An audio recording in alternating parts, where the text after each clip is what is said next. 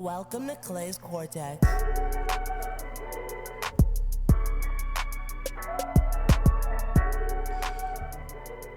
Hey guys, welcome to the next episode of Clay's Cortex, the podcast.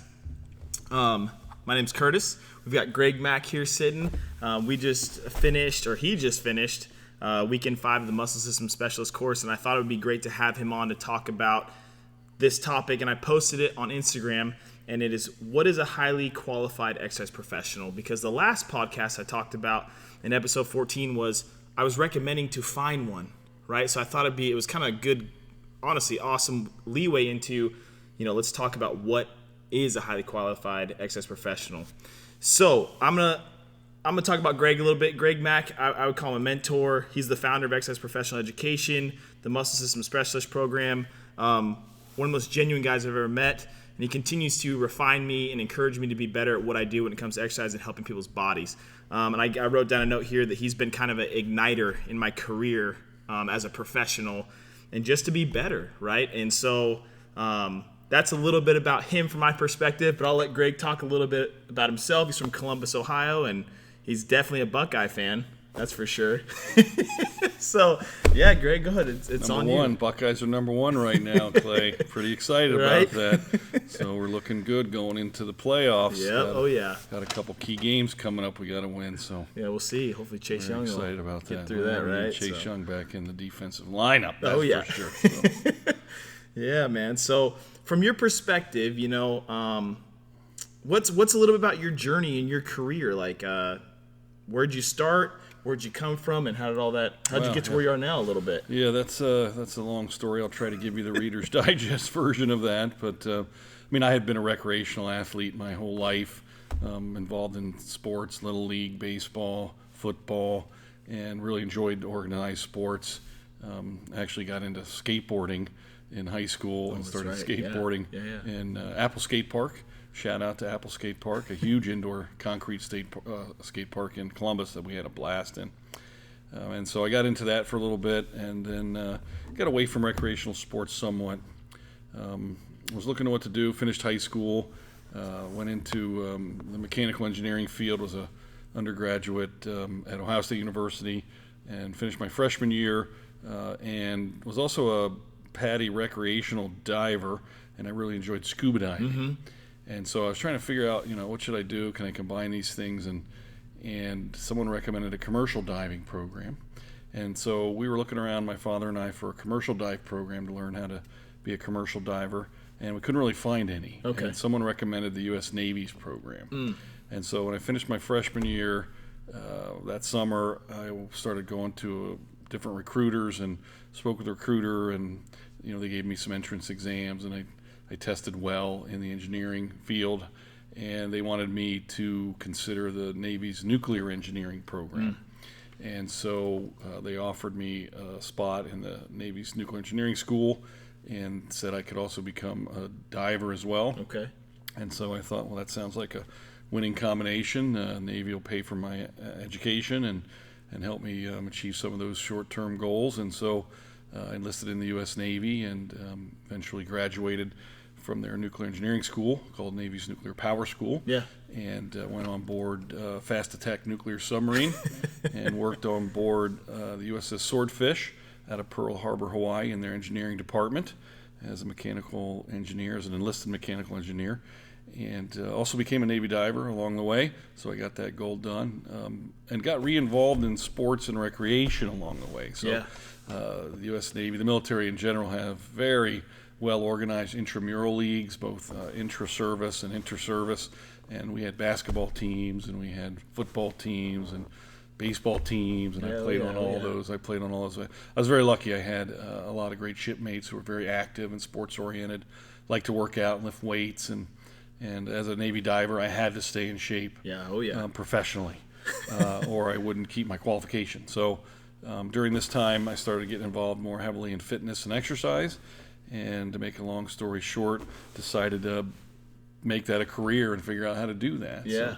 So, got out of the service and was looking around, should I go back to school? And I heard about a certification offered by the American Council on Exercise, so I took that in I think 90, 91, somewhere Okay. around there. I think the second time they offered it. And been working in the field now for almost 30 years as an exercise 30 professional. years, man. I mean, I heard you say it this weekend, and I was just kind of like, man, that's a long time, you know? Long time to be in the field. Absolutely. Right. Still love it and still really enjoy helping people with exercise. For sure. Yeah, I had heard about Greg because I was going to another course and heard about this course that was held here at the gym this weekend. It was called Client Intake when I took it in like 2000 and I think I started 2015. And it's really shifted, like I said, my journey, my perspective on becoming a highly qualified exercise professional, right? So it really helped refine and guide me on this pathway of how can I run a business that's professional? How can I communicate to people and be professional? Because most of the time, I would say most people don't see trainers as being professional. Unfortunately not. No, I think that clearly there are pockets of physiologists and other exercise professionals and cardiac rehabilitation and some physical therapy or rehab settings and at sports programs who are clearly professionals. Yeah. But often, in many gyms and clubs, a lot of part-time trainers, and they've almost taken on the persona of a waiter or waitress in some sense, right? Bringing you your dumbbells, counting your reps for you, taking you through an exercise session, giving you water, and saying good job, right? So, I think it's a mixed bag out there. For sure. I mean, so I guess from your perspective, what are some traits or qualities that you believe a highly qualified exercise professional has? Well, I think that one, they should have some formal academic education in some field, and that will help them have a basis for attaching knowledge that they're going to gain to something. It also proves that they can learn, right? Right. That's the great thing about formalized educational processes, whether they're civilian or military. It shows you can learn something, make a commitment, and finish it out, right? And so you need a base.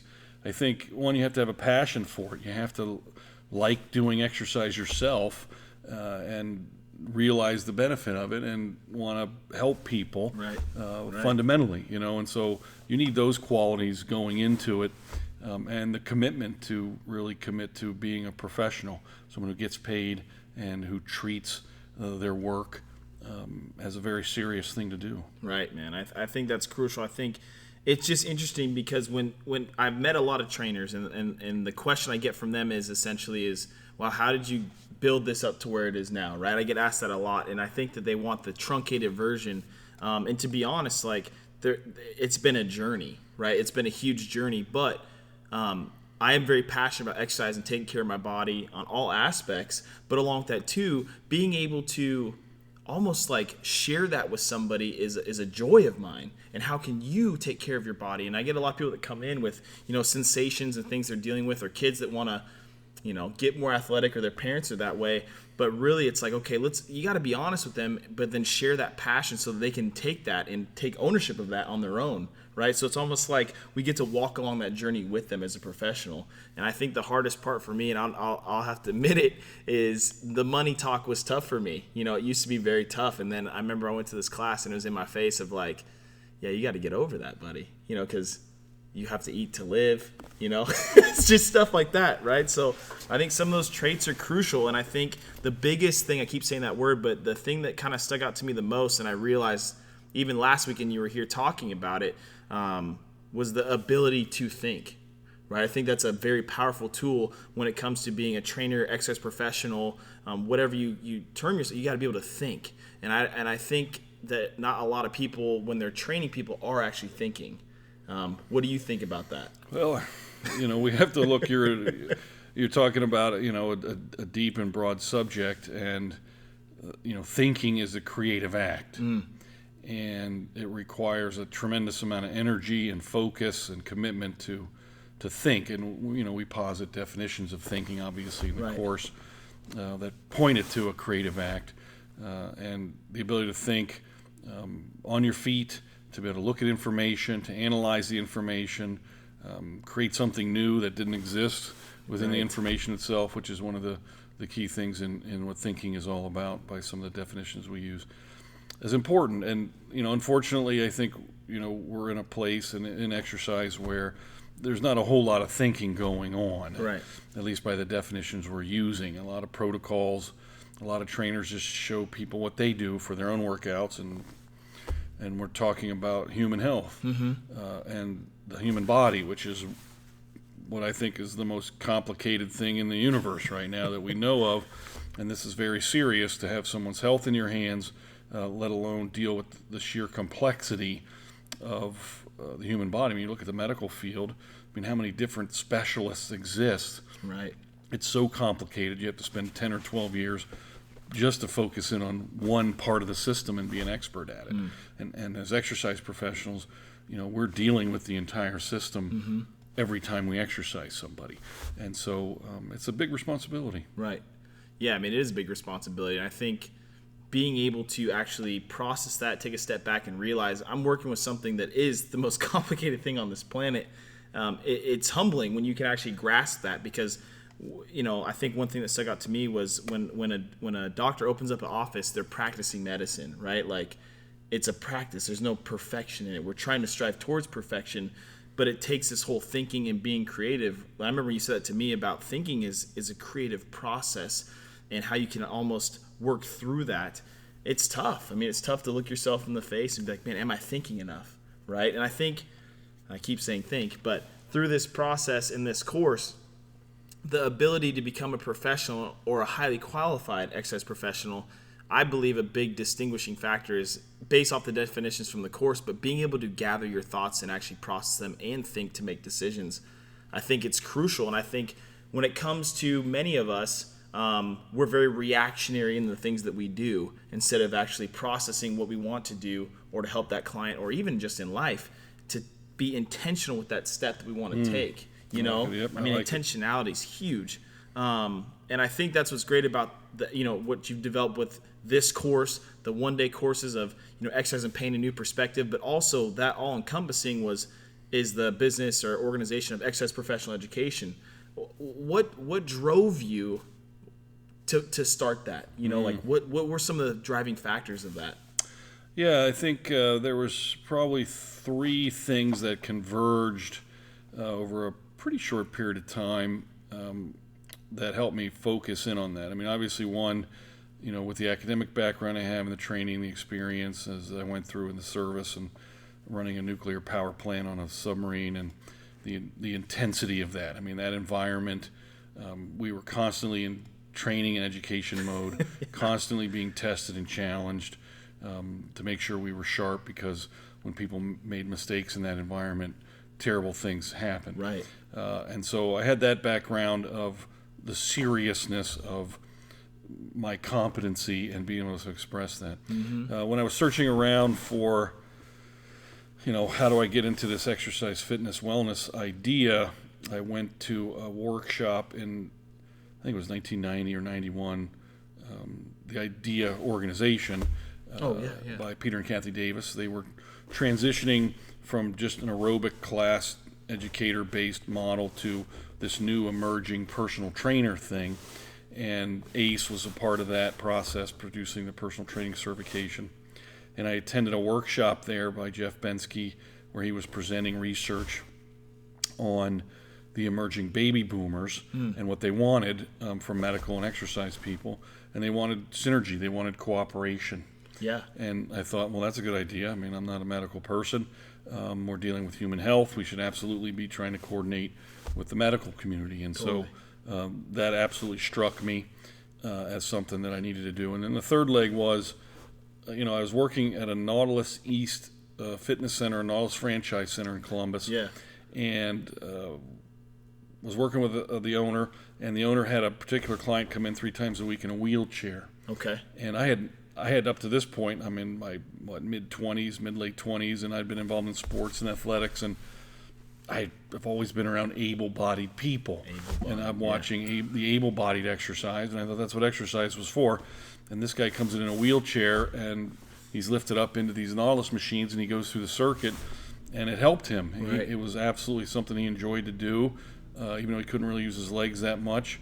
But it helped his quality of life, and I was really struck by that. And I kind of wanted to figure out how can I help folks enjoy exercise even in the face of significant health challenges and limitations. And then I got hired by a chiropractor to work with the chiropractic practice, and he was very proactive. We had full line of selectorized machines and rehabilitation, and he had all kinds of diagnostic testing that he taught me how to do and run and support his efforts as a chiropractic provider.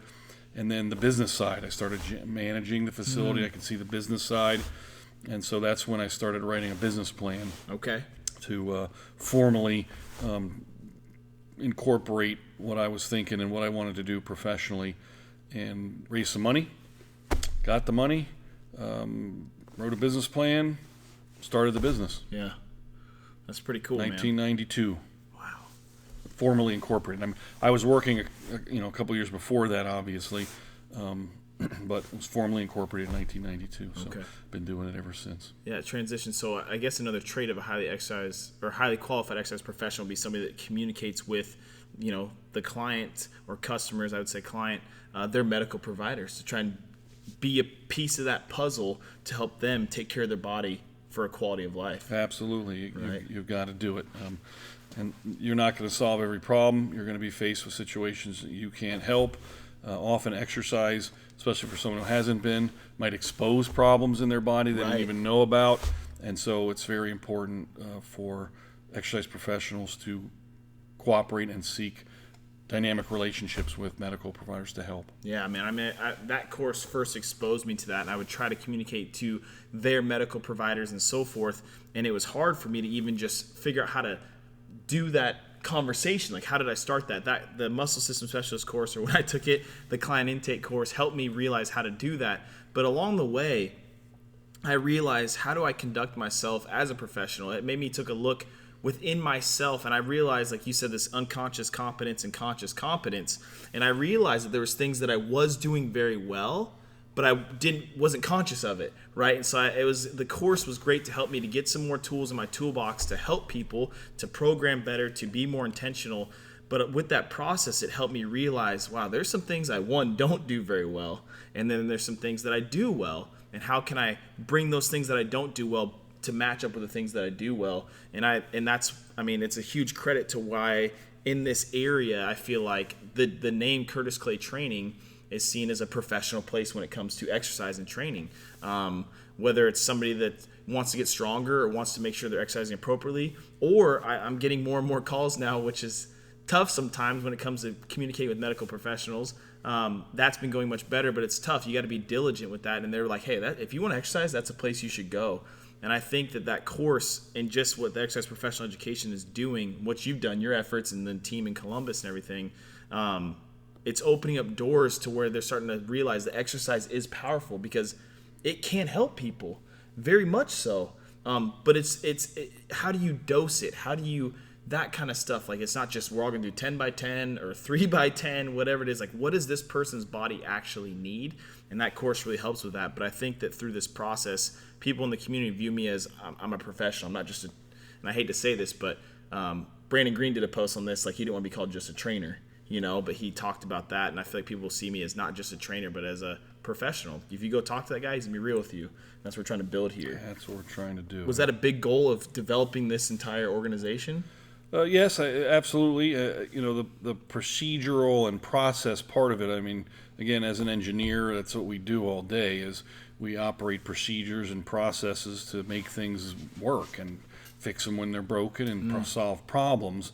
And so I wanted a system of procedures, not protocols, because we're dealing with individuals who are unique in the way that they present, have unique problems.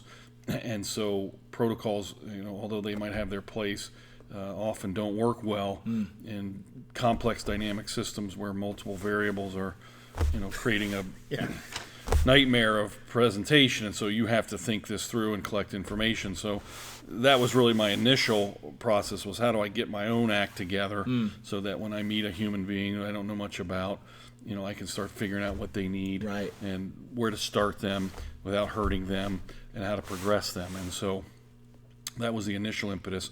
And then I found other people like that. They're Right. like, oh, you have all these processes and systems in place so that we can, take a stranger from where they are to where they want to go through time and help them achieve their objectives, even if there are problems and issues and challenges in the way. Right.